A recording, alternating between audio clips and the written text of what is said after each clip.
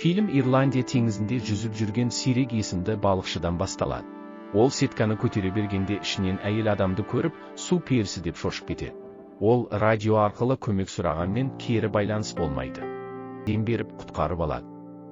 Әйел не істеп жүрмін дегенде тордан тапқанын айтады. Жігіт қызды кабинаға кіргізіп, ауруханаға апаратынын айтады. Қыз қарсылық танытады.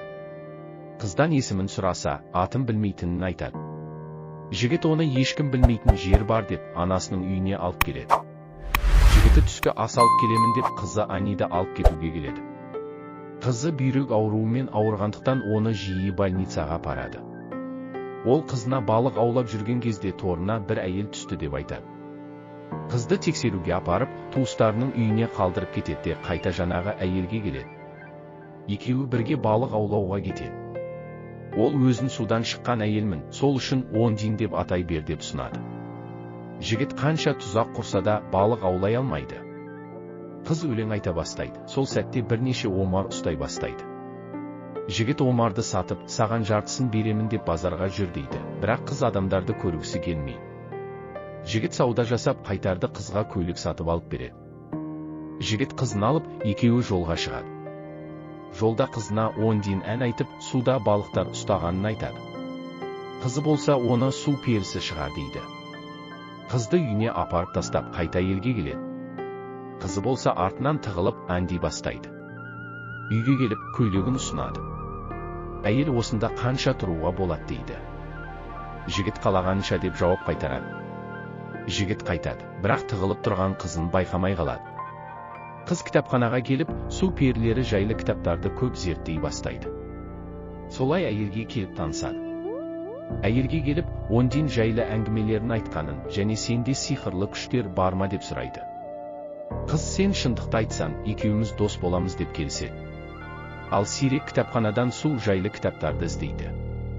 Ал кітапханашы барлық кітаптарды қызы алғанын айтады. Қызы қайтарда достарын кездестіріп қалады. Олар қыздың коляскасын сұрайды. Ойнап жүріп суға салып, істен шығарады. Кешке жігіт қайта әйелді өзімен балық аулауға шақырады. Жігіт 10 динге қайықты бұрқатынын айтады. Қыз тағы ән айтып, жігіт көп балық ұстайды. Сол сәтте моторлы қайық келіп, ішінен су полициялар келіп заңсыз балық ұстағанын айтады. Сол сәтте 10 дин шығып балықты қалай ұстағанын айтады. Полиция сенбесе де кетіп қалады. Екеуі балық бірге сатып, Анимен бірге киім дүкеніне барады. Әкесі қызына су перілері киім киема деп қалжыңдай бастайды. Сол сәтте 10 дин иімін киіп шыққанда барлығы әдемілігіне тамсана бастайды. Келесі күні Ани әйелге барады. 10 дин қызға жүзу білесің ба дейді. Қыз жоқ деп жауап қайтарады. 10 дин онда үйретейін деп ұсыныс жасайды. Екеуі суға түсіп қызды. 10 диннің аяғына балдырлар жабысады.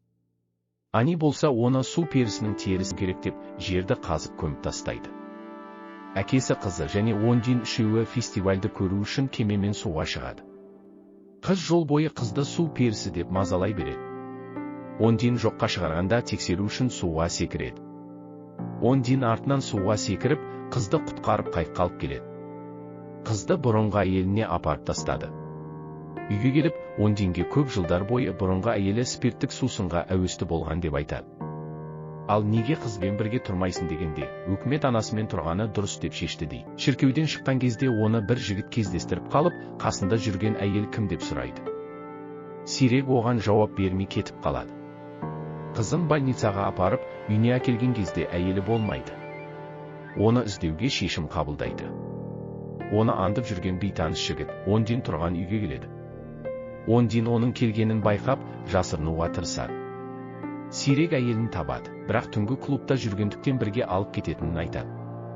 Жігіт үйге келгенде 10 диннің жоқ екенін байқап, оны іздей бастайды.